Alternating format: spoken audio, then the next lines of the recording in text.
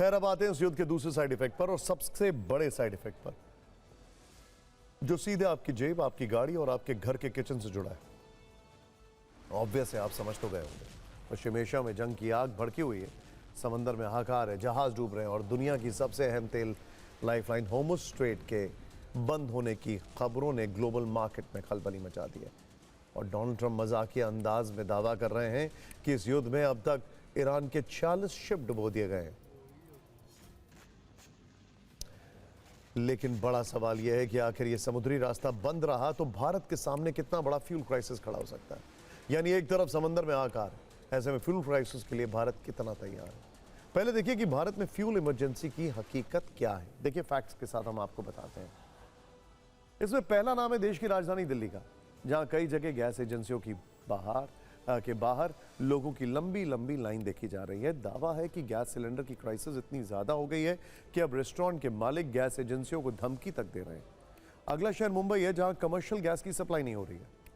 कई होटल में स्टॉक खत्म होने का दावा किया जा रहा है। बताया जा रहा है कि गैस की कमी की वजह से कई बड़े सेक्टर के लिए गंभीर संकट खड़ा हो गया है और वो बंद होने के कगार पर आ गए। इसके अलावा भोपाल में भी गैस वाली लड़ाई है और रेस्टोरेंट के मालिकों का ब्लड प्रेशर हाई है। यहाँ भी गैस एजेंसियों के बाहर लोगों के बीच भयंकर भीड़ है। इसके वीडियो भी आ रहा है। लखनऊ की बात करें तो यहाँ दावा है कि करीब एक हफ्ते से लोगों तक गैस सिलेंडर नहीं पहुंचा है। यहाँ गैस की कमी की वजह से कई होटल्स को बंद करने की नौबत आ गई है। ऐसा दावा खुद होटल के मालिकों ने किया। इसके अलावा बेंगलुरु में 1943 से चल रहा प्रतिष्ठित रेस्टोरेंट विद्यार्थी भवन बंद होने के कगार पर आ गया है। आज हम आपको इन सभी दावों की ग्राउंड रिपोर्ट भी दिखाने वाले हैं, लेकिन सबसे पहले यह समझिए कि इस गैस संकट वाले सायरन पर सरकार क्या कर रही है। सरकार ने पेट्रोलियम उत्पादों और प्राकृतिक गैस की उपलब्धता, आपूर्ति के साथ समान वितरण को नियंत्रित करने के लिए एसेंशियल कमोडिटीज एक्ट यानी जरूरी वस्तु अधिनियम 1955 की शक्तियों का इस्तेमाल किया है। इसके तहत प्राथमिकता तय की गई है। अगर किसी स्थिति में गैस की कमी होती है तो पहले किसे गैस मिलेगी और कितनी गैस मिलेगी।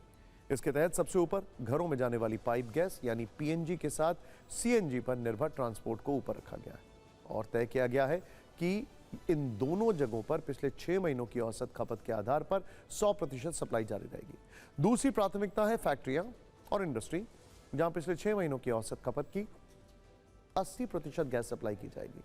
जबकि तीसरे नंबर पर खाद्य संयंत्र सरकार की प्राथमिकता है। उर्वरक संयंत्रों को पिछले 6 महीनों की औसत आपूर्ति की 70% गैस सप्लाई होगी। यानी सरकार पूरी तैयारी कर चुकी है, लेकिन अब भी देश के अलग अलग शहरों से गैस वाला सायरन बज रहा है।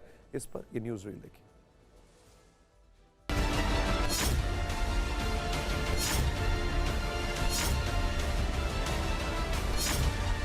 सिलेंडर मिल रहा है आपको यहाँ पर? सर नहीं मिल रहा है। नहीं मिल रहा है। क्या कह रहे हैं ये लोग? ये लोग कह रहे हैं देखो कल आएगा, परसों आएगा। अब कब तक आएगा इसकी श्योरिटी नहीं दे रहे। मतलब अगर मुझे पता चल जाए कि 2 दिन बाद आएगा तो कुछ अरेंजमेंट किया जा सकता है। अब ये तो डायनेमिक आंसर हो गया ना कि जब आ जाएगा तब मिलेगा। 600 रुपये किलो में खरीदे गैस।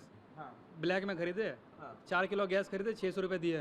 अच्छा। बाहर ब्लैक में, जहाँ आज बुकिंग करते तो कल मिल जाता सिलेंडर, में नहीं मिल रहा सिलेंडर और बाहर से रेट भी ज़्यादा ले रहा है। 1800 रुपये सिलेंडर दे रहे हैं। 1800 कोई 1200, 1500, 1400, 1800 ऐसे जो ब्लैक में घरेलू ब्लैक में। हाँ जी, जितना मन कर रहा है उतना दुकान वाले अब वो भी मना कर रहे हैं। ये परिस्थिति चलती रहेगी तो गुरुवार तक हमारा मेजॉरिटी ऑफ होटल्स बंद होएगा, क्योंकि सिलेंडर्स का सप्लाई बिल्कुल नहीं है। और हाल ही में ब्लैक मार्केटिंग तेजी में चल रहा है। 1840 रुपये का जो सिलेंडर है वो 3000 रुपये में ब्लैक मार्केटिंग में भेजा जा रहा है और ये अमाउंट, ये रेट में हमको लेके बिल्कुल परवड़ेगा नहीं है। तो उससे अच्छा होटल बंद रखना अच्छा है। फुल दैट गवर्नमेंट कुछ इनिशिएटिव लेगी और ये जो सारी सिचुएशन है ये थोड़ी स्टैंडर्डाइज हो जाएगी। बहुत ज़्यादा अनरेस्ट है, staff is also very worried. आज मेरे स्टाफ हैं इधर, ये मुझसे यही पूछ रहे हैं कि मैम रेस्टोरेंट कितने दिन चलेगा नहीं चलेगा, क्योंकि गैस के बिना तो कुकिंग हो नहीं सकती है। There are some things which we cook on electric but the whole restaurant can not run on it. So we are hopeful that something positive will come out. आपने दिल्ली और मुंबई की तस्वीरें देख ली, लेकिन सरकार का तर्क है कि स्थिति पूरी तरह से अभी उसके कंट्रोल में है। सरकारी सूत्रों के अनुसार यह खबर आई है कि एलपीजी की सप्लाई में किसी भी तरह की परेशानी नहीं है। यह भी स्पष्ट किया गया है कि किसी भी एलपीजी डिस्ट्रीब्यूटर का गोदाम खाली नहीं है और साथ ही चेतावनी भी है कि अगर किसी ने एलपीजी की कालाबाजारी की तो उन पर सख्त एक्शन लिया जाएगा।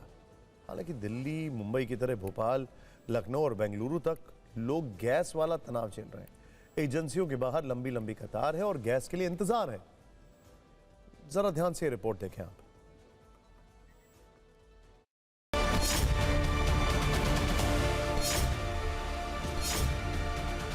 देश भर में पेट्रोलियम प्रोडक्ट्स के आपूर्ति में कुछ व्यवधान आने की खबर आने के बाद उपभोक्ताओं में एक डर का माहौल आया और उसके बाद से लगातार इस बात की चिंता लोगों को सता रही कि क्या उन्हें समय पर गैस सिलेंडर अपने घर के लिए मिलेंगे या नहीं मिलेंगे। 10 दिन बाद ये गाड़ी आई है, 10 दिन बाद सप्लाई आई है। 10 दिन तक अभी से 10 दिन पहले से एक भी सप्लाई घर नहीं पहुंची किसी के, इसलिए यहाँ एकदम से आज गाड़ी आई है तो भीड़ बढ़ गई है। और कितने सालों बाद ये लाइन वाला दृश्य दिख रहा है? ये तो कई साल के बाद दिख रहा था। कई साल के बाद दिख रहा है। 100 साल बाद बात कर रहे हैं। ये शायद आखिरी बार 2010 में इतनी लाइन लगी थी। अगर अभी ख़त्म हो गया तो बाद में नहीं मिलेगा, तो अभी रीस्टॉक करने का सही डिसीजन हो। मगर सरकार कह रही है बार बार कि भाई हमारे यहाँ कोई, हमारे देश में कोई संकट नहीं है, हमारे पास पर्याप्त तो सारी चीज़ें हैं। लेकिन लोगों की सोच ऐसी है कि बाद में अगर परेशानी आ गई तो फिर क्या करेंगे, इसलिए अपने अच्छे के लिए तो वो अभी से ही सोचेंगे ना। आज के जियोपॉलिटिकल सिचुएशन को देखते हुए जैसा कि भारत सरकार एवं ऑयल कंपनियों ने ये तय किया है कि घरेलू उपभोक्ताओं को एलपीजी की आपूर्ति में कोई बाधा नहीं आने देंगे। विषय की जानकारी उपभोक्ताओं को न होने के कारण वो बार बार अपने मोबाइल से बुक कर रहे हैं और ऐसा उन्हें प्रतीत हो रहा है कि एलपीजी की उपलब्धता क्षीण होने वाली है, इस वजह से ये लोग इधर परेशान हैं। देखिए, एक छोटा सा डिस्क्लेमर आपको देना जरूरी है। प्लीज सोशल मीडिया पर जो खबरें वायरल होती हैं उनको लेकर आप परेशान मत होइए। ऑफिशियल गाइडलाइंस जो हम जैसे टेलीविजन चैनल्स आपको दे रहे हैं इस पर बिलीव करिए। दूसरा, पैनिक क्रिएट मत करिए प्लीज। वैसे भारत में फ्यूल क्राइसिस की आशंका को देखते हुए सरकार ने काफी मंथन किया है। प्रधानमंत्री मोदी ने आज संसद में अपने दफ्तर में विदेश मंत्री एस जयशंकर और पेट्रोलियम मंत्री हरदीप पुरी के साथ बैठक की है। इसके अलावा आज कैबिनेट की बैठक में पीएम मोदी ने मंत्रियों को निर्देश दिया है कि वो मिलकर काम करें, जिससे पश्चिम एशिया में जारी संघर्ष का असर भारत के नागरिकों पर कम किया जा सके। हालांकि विपक्ष का आरोप है कि भारत में तेल और गैस वाले संकट से जनता का हाल बेहाल है और सरकार तमाशा देख रही है।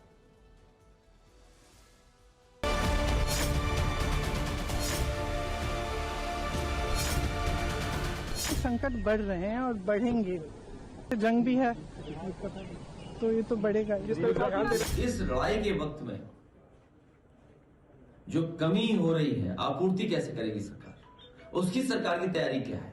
2 हफ्ते अगर इसी तरह चला तो हमें आपको वही पुरानी व्यवस्था पर खाना बनाना पड़ेगा, कंडे ढूंढने पड़ेंगे। अब हम लोग सूर्य के प्रकाश से, लकड़ी से खाना बनाएंगे। ये संकट नरेंद्र मोदी के द्वारा दिया गया संकट है देश को। अमेरिका और इजराइल के चक्कर में जो नरसंहार कर रहे हैं, जो दुनिया में दादागिरी कर रहे हैं, उनके चक्कर में ईरान से अपने रिश्ते क्यों बिगाड़े? Government is trying to do what is possible to make sure that the price of oil and the price of gas is reduced for our उपभोक्ता, and I'm sure that in this they will be successful. Hotel बंद होने लगे, bakery उद्योग बंद होने लगे और तुम्हारे घरगुती भी गैस का ये इशू हो गया है, तो इससे बड़े पैमाने में काला बाजार शुरू हो चुका है और सरकार इस पर ध्यान नहीं दे रही है। सरकार बिल्कुल, जो लोग देख रहे हैं या जो बयान सरकार की तरफ से आ रहा है, सरकार सारी स्थिति को देखते हुए सरकार का आया भी है कि इमीडिएट कोई प्रॉब्लम नहीं है, लेकिन अगर ये और लंबा चलता है, कोई ऐसी परिस्थिति होती है, तो उसके लिए उन लोगों ने अपना असेसमेंट किया, उसके लिए क्या तैयारी है, सरकार उसके लिए कमेटी बना दी। भारत सरकार ने साफ कर दिया कि पश्चिम एशिया में युद्ध का असर भारत के लोगों पर नहीं पड़ेगा।